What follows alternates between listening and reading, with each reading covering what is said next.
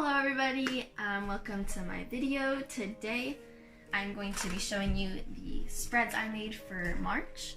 I decided to go with a skating theme just because it's the last kind of real month where there's snow in Canada here. I did the setup while I was at Indigo, so I didn't get to film it. It's very minimal as far as colors are concerned. So yeah, let's get into it, I'll show you.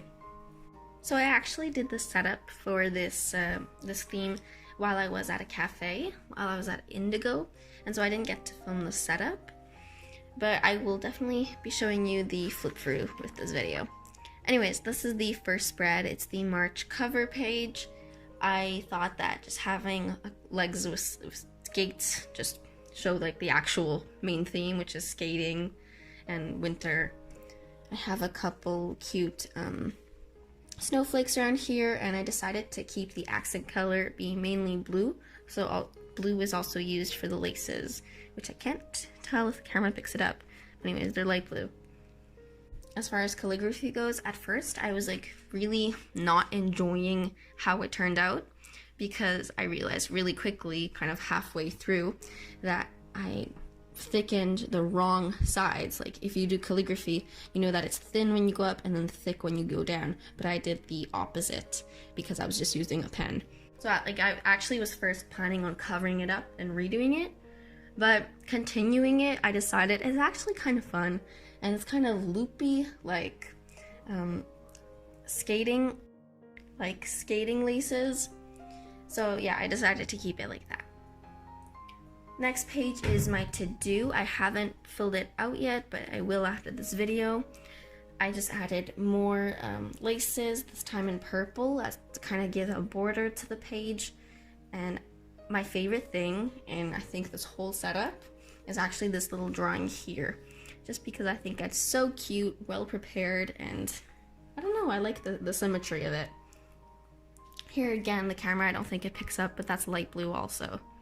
So after that, I decided to keep the same layout as I had in February because I really liked it and it really worked for me. So up here I have my goals tracker and my brain dump page. For my goals, I will basically be turning this here into more manageable chunks of goals for just the month. And like I said, for my February review video, I don't need a full page for the brain dump, so just half a page is perfectly fine. Over here, I haven't decided what I'm going to use it yet for, but I like the idea of having just a free page that'll become kind of like a collection spread. So I'll probably end up making a list of some sort. Hello, so it's me from the future. I just wanted to let you know that I did figure out what I wanted to do with that spread. I turned it into a productivity tips spread, so if you're interested in seeing that, please stay tuned till the end. Anyways, I also did a ballerina theme many months ago, and I kind of did the same kind of thing for the girl here, but she has skates on. I like how the skirt gave it a much more flowy kind of vibe, and the idea of having bottom corner here and the upper corner there kind of mirrors, even though they're distant. And next here is the setup for the first 2 weeks of March. This is March break, which I will be filling out right after this video, and next week when I have to go back to school. I added a cute little border of skates down here, 2 facing left and 2 facing right, with a couple snowflakes in between. I think that adds a lot of charm. It's just very cute and shows what the theme is.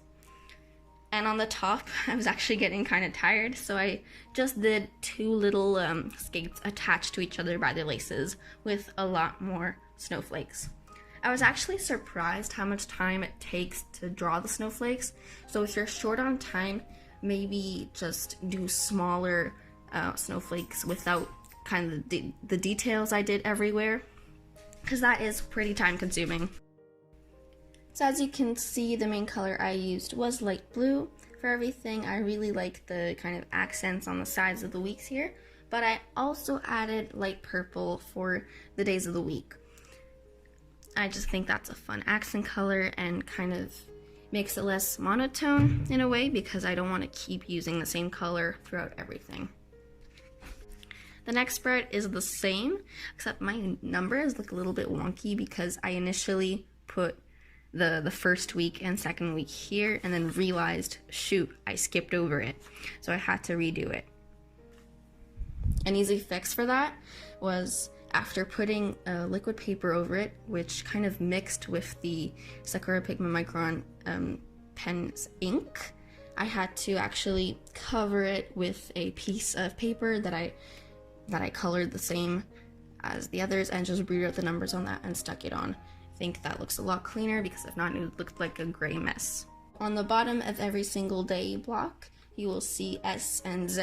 S is so you can write the amount of time you have studied for, and the Z is for the amount of time that you slept.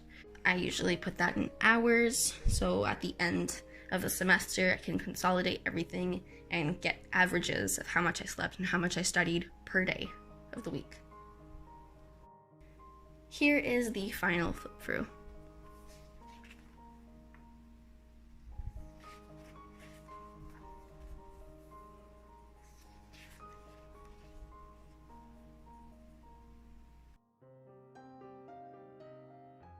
So the first tip on my list is to actually put your phone away to be productive, or if you do need your phone near you or you just prefer having it near you, put on a study with me video. I like to watch these videos just to get me into the groove of studying or being productive to do whatever I need to do.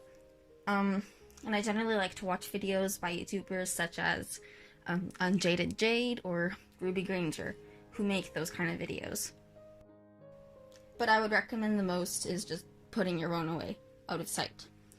The next item on the list is create a priority list. Not only making a list is helpful, but setting which one is most urgent is even more useful.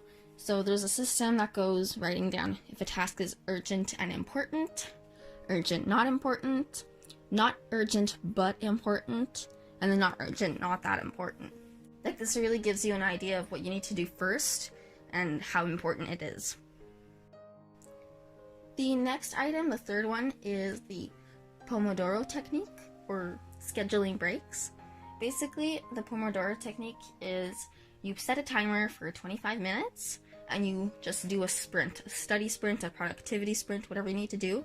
You do it for 25 minutes straight. And then you have a 5-minute break. And you'll do that 3 times, and I think it's at the 4th time you take a longer break, maybe 15-20 minutes. And if the Pomodoro technique doesn't work for you, just in your study block or in your productivity block, just make sure to schedule 15 minutes here, 10 minutes there, just to know when to take breaks, so you don't have to be like, oh, okay, I'm tired now, time to take a break. No, you actually have something to work up to before taking a break. And also, like that, it prevents that your breaks are too long, so you'll still continue being productive after. The next item on my list is to wake up early and make your bed. This is like the first thing I do in the morning when I want to be productive, and that I should do anyways. But why I do this is because it already makes me feel like I've accomplished something. It's one task and the day is already done. So what it does is it builds momentum, and if you've already done something, you can do another thing, something even bigger. So yeah, basically making your bed as soon as you wake up and working earlier gives you more time and makes you already productive. Basically, it makes you start your day properly. The 5th tip I have for you guys is to do the biggest or worst task first. I know this can seem really daunting, but as soon as you have the biggest thing out of the way, it's a lot easier to pick up smaller tasks that you have to do afterwards. The 6th tip I have is to use positive self-talk. I know that a lot of people, when they have to do a chore or a task that they don't want to do, they're like, oh, it's too complicated, I don't feel like it, I'll do it tomorrow. That's like really negative. So what I'm encouraging you guys to do is to use positive self-talk and say things such as, I can do this, or I know everything I need in order to do this to yourself, which is positive. It'll encourage you and it'll make you feel more capable of doing it and of being successful. My next tip is to do some time blocking. If you guys don't know what that is, basically you have your schedule for the week and you make sure you schedule blocks of time in your week where you study. See, I kind of drew like a little calendar with blocks in it. It's kind of like that, just you put them at the times that work for you, but basically these blocks of time are reserved for getting your tasks done, studying, basically being productive for anything you want to do, and nothing can take up those blocks of time.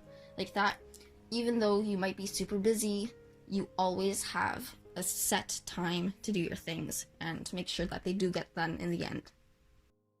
And my 9th tip is to break down tasks into smaller and more manageable chunks. Let's say, for example, you need to write an essay.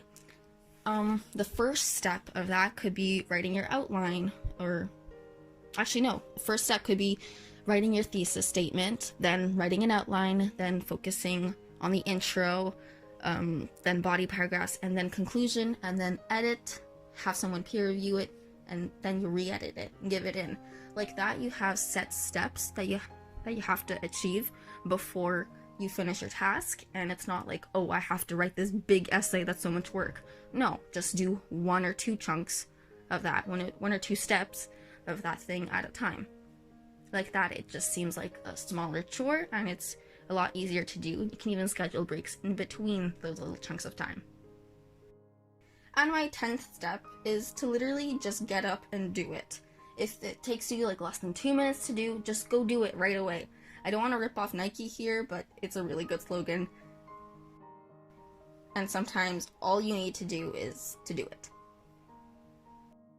So those are my 10 productivity tips. I hope they're useful to you, and if you do end up using them, please let me know in the comments down below which one of them was your favorite and which one has helped you the most. Alright, that's it. Bye! And here are the supplies I used to create these spreads. From Zebra, I got the gray Mildliner from the Cool Pack. And also from Zebra, I got the light blue pen, well, highlighter from the Light Pack. Then I've got these Studio Fineline markers from the dollar store, and I only used the light blue. And as usual, my 2 Sakura Pigma Microns in size 03 and size 005. And my pencil case is from Indigo.